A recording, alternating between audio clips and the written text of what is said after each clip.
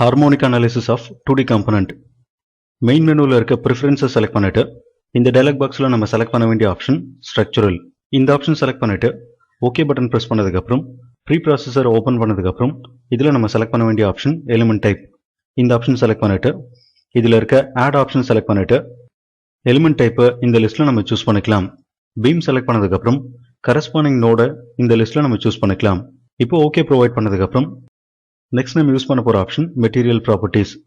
element type close பண்ணதுக்கு அப்புறம் material properties select பண்ணிட்டு இதுல நம்ம select பண்ண வேண்டிய sub option material models.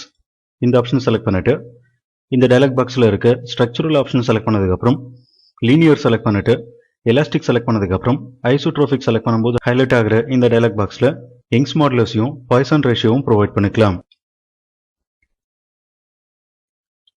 நம்ம provide பண்ணிருக்க Young's modulus value-ஓட unit Newton per square meter. values provide பண்ணதுக்கு அப்புறம் OK provide பண்ணிட்டு density option select பண்ணிக்கலாம். density value இந்த boxல provide பண்ணிக்கலாம். நம்ம provide பண்ணிருக்க density ஓட unit kilogram per cubic meter. value provide பண்ணதுக்கு அப்புறம் OK button press பண்ணிட்டு இந்த dialog box close பண்ணிக்கலாம். next நம்ம யூஸ் பண்ண போற option sections. material properties close பண்ணதுக்கு அப்புறம் sections select பண்ணிட்டு இதுல நம்ம select பண்ண வேண்டிய option beam.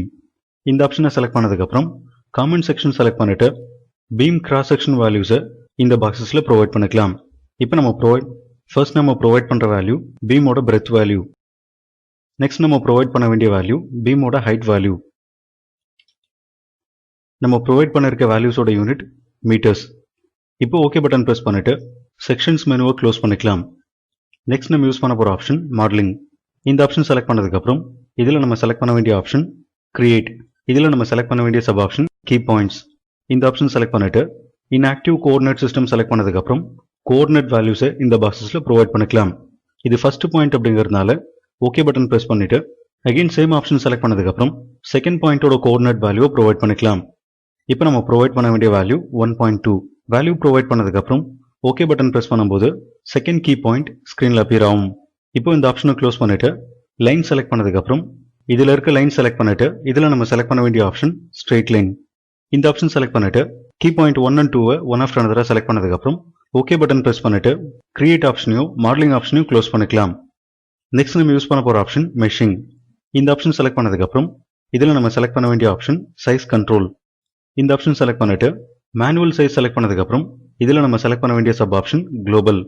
இந்த option select பண்ணதுக்கு அப்புறம் இதுல இருக்க size option select பண்ணிட்டு element size screenல appear ஆகிற boxesல provide பண்ணிக்கலாம்.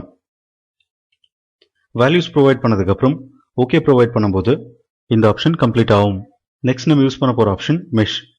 size controls க்ளோஸ் பண்ணதுக்கு அப்புறம் mesh option select பண்ணிட்டு இதுல இருக்க line select பண்ணதுக்கு அப்புறம் நம்ம create பண்ணிருக்க இந்த line profile select பண்ணிட்டு OK provide பண்ணிக்கலாம்.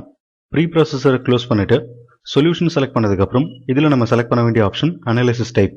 இந்த option select பண்ணிட்டு இதுல இருக்க new analysis select பண்ணதுக்கு அப்புறம் இந்த dialog boxல நம்ம choose பண்ண வேண்டிய option harmonic. இந்த option select பண்ணிட்டு OK provide பண்ணதுக்கு அப்புறம் next நம்ம யூஸ் பண்ண போற option analysis options.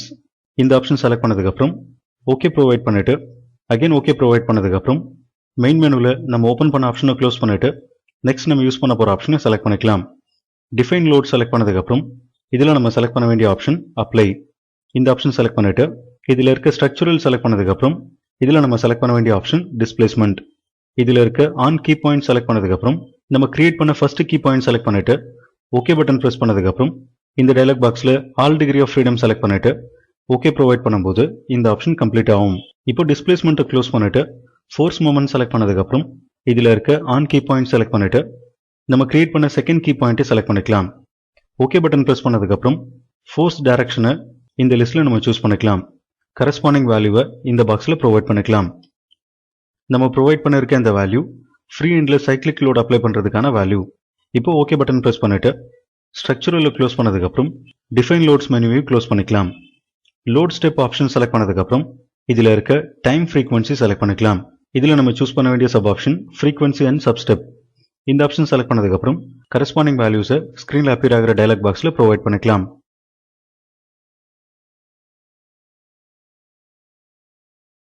values provide பண்ணதுக்கு அப்புறம் stepped option choose பண்ணதுக்கு அப்புறம் OK provide பண்ணதுக்கு அப்புறம் load step option க்ளோஸ் பண்ணிட்டு solve option select பண்ணிக்கலாம்.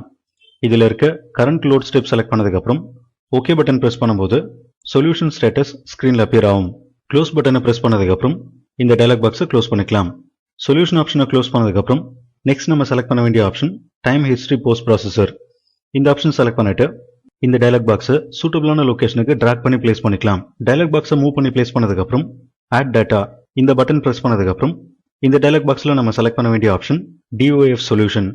இந்த ஆப்ஷன் செலக்ட் பண்ணிட்டு Y component of displacement select பண்ணதுக்கப்புறம் ஓகே பட்டன் ப்ரெஸ் பண்ணிட்டு செகண்ட் கீ பாயிண்ட்டை செலக்ட் பண்ணிக்கலாம். இப்போ ஓகே ப்ரொவைட் பண்ணும்போது இந்த ஆப்ஷன் கம்ப்ளீட் ஆகும். ஸ்க்ரீனில் இருக்க இந்த டயலாக் பாக்ஸில் நம்ம பிக் பண்ண வேண்டிய ஐக்கன் இந்த icon. Graph data icon big பண்ணும்போது கரண்ட் ஆக்டிவிட்டியோட கிராஃப் ஸ்க்ரீனில் அப்பியர் ஆகும். சப்போஸ் கிராஃபோட ஸ்கேலை கிளியராக சேஞ்ச் பண்ணோம் அப்படின்னா மெயின் மெனுவில் இருக்க பிளாட் கண்ட்ரோல் செலக்ட் பண்ணிட்டு இதில் நம்ம செலக்ட் பண்ண வேண்டிய option style, graphs, modify access. இந்த ஆப்ஷன் செலக்ட் பண்ணதுக்கப்புறம் ஒய் ஆக்சஸ் ஸ்கேலை லாகரித்மிக்காக சேஞ்ச் பண்ணிக்கலாம். இப்போ ஓகே ப்ரொவைட் பண்ணிட்டு again graph data icon big பண்ணும்போது கிராஃப் ஸ்கேல் சேஞ்ச் ஆகும். இப்போ இந்த டயலாக் பாக்ஸை ட்ராக் பண்ணி க்ளோஸ் பண்ணிக்கலாம். சப்போஸ் அவுட்புட் டேட்டாஸ் பார்க்கணும் அப்படின்னா time history post processor select பண்ணதுக்கப்புறம் லிஸ்ட் டேட்டா செலக்ட் பண்ணும்போது அவுட்புட் ஸ்க்ரீனில் அப்பியர் ஆகும். இதுதான் 2D காம்பனண்ட்டை ஹார்மோனிக் அனாலிசிஸ் பண்ணுறதுக்கான ப்ராசஸ்.